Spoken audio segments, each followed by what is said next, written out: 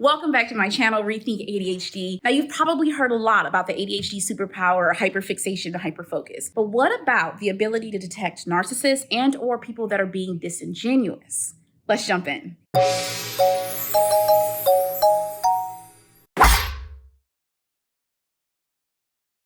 Hey everyone, welcome back to my channel, Rethink ADHD. I'm Dr. Rain Donna, and we're gonna dive into something that I saw this morning on Reddit, and I thought it was really interesting.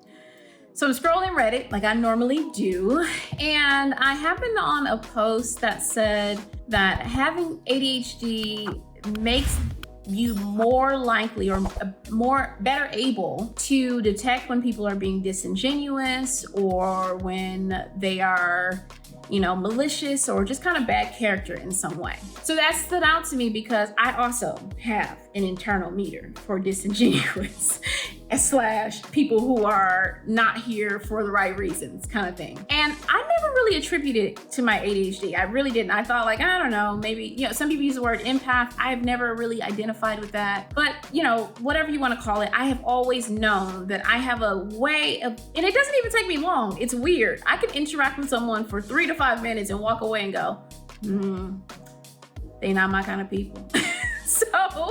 So I always thought it was due to something else. But the idea of attaching it to ADHD just stuck with me. And so I wasn't gonna do this video at all, actually. Thank you, Reddit. A shout out to you because it made me think, why is that? I'm reading the comments and everyone is saying the same thing. Oh yeah, me too, me too, me too. And I'm thinking, is this really because of ADHD? So of course, you all know I am very much committed to bringing you all the science and not just my personal opinion or even just my personal experience. So I went to the internet, I got on Google Scholar and some of the other journals that I subscribe to, and I started looking for research that specifically looked at ADHDers' ability to detect or somehow predict bad character or bad deeds. And I came up with nothing. It was a flat zero. There were a few things out there regarding like emotional regulation, but none of it was about social cueing. So I thought, okay, well, is it because of masking? Is it because we mask? And if you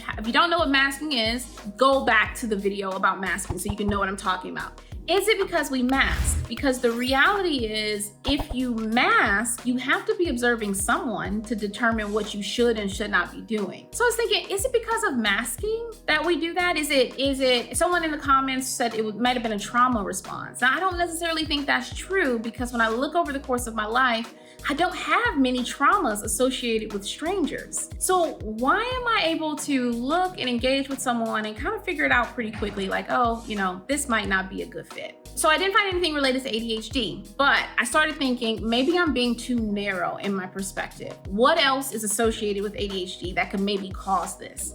And the first thing that came to my mind is social anxiety. If you don't know, social anxiety is one of the most common co-occurrences with ADHD. There's a lot of different anxiety disorders, like 6 different anxiety disorders. And actually in the United States, it's estimated that up to 30% of individuals will have an anxiety disorder at some point in their lives. So it's pretty common to deal with anxiety. In terms of like how often this happens, social anxiety is actually one of the most common ones. So that gave me some ideas around what might be happening here. So I went to the journals, to the science to figure out, is this social anxiety? If it is, what's the mechanism behind it? And I found out some cool stuff. So my first thought was in reading the research is it that I'm looking to see if people am I actively concentrating on whether or not you're a good person or not? I can't necessarily say that I am. I think I'm just kind of in the moment and I walk away with all of this information. And so I started reading studies on hypervigilance and trauma responses. And is this social anxiety piece, is it that we are looking for the lie? Sometimes you're like trying to spot the lie the whole time when someone's talking, which, whatever.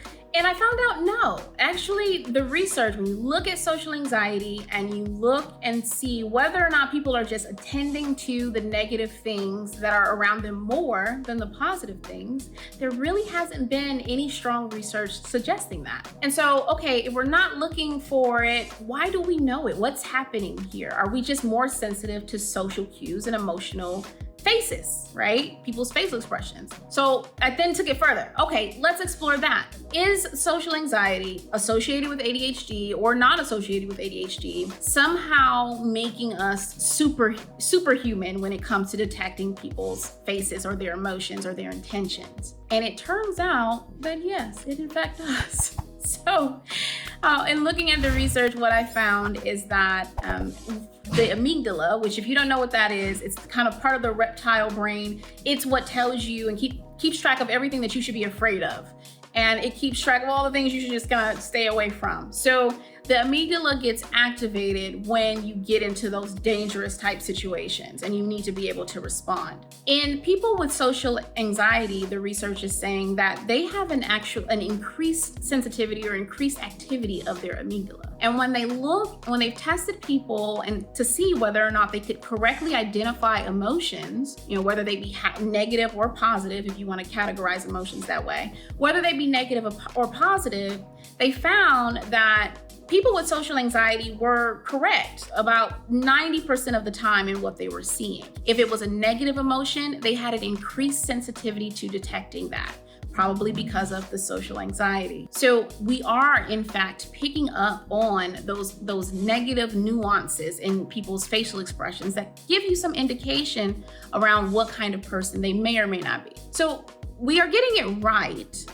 And then my next question was, okay, we're getting it right. We're more sensitive because of heightened sensitivity or heightened activity in the amygdala. Do we ever get it wrong? And that's probably the most interesting question for me because I tend to trust my gut like no other, but I do also leave space in my brain for what if I got it wrong?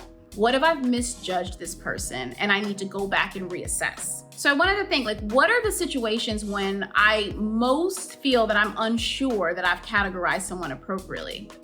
And wouldn't you know it, the science has already investigated that. And it turns out that we're really good at detecting emotional cues in individuals' faces and seeing what they may actually mean, in most cases except for one, when the faces are ambiguous or neutral. So you ever interact with someone and you walk away and you're just like, I don't know if that was a good experience or a bad experience.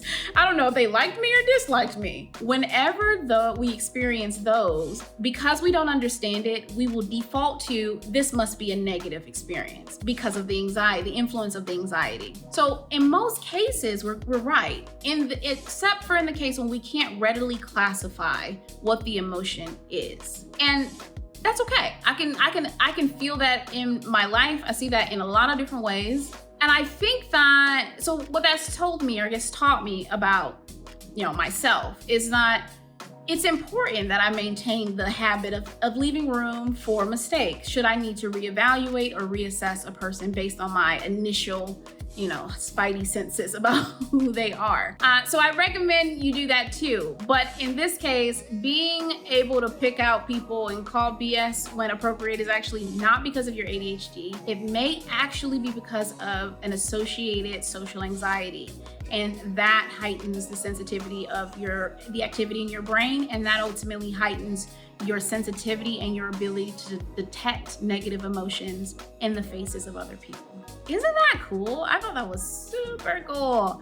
Well, anyway, that's the video for today. I could nerd out all day about this. I'm gonna keep doing looking at the research because there's always some other perspective out there. So I do wanna leave y'all with that. Science does not prove anything right or prove anything wrong. We just build on theories. So, this is the initial perception, my initial perception of social anxiety and its role in ADHD. But who knows? If you find something else out there, let me know. Happy to review it. But anyway, good luck with your superhero spidey senses out there, folks. See you next week. Bye.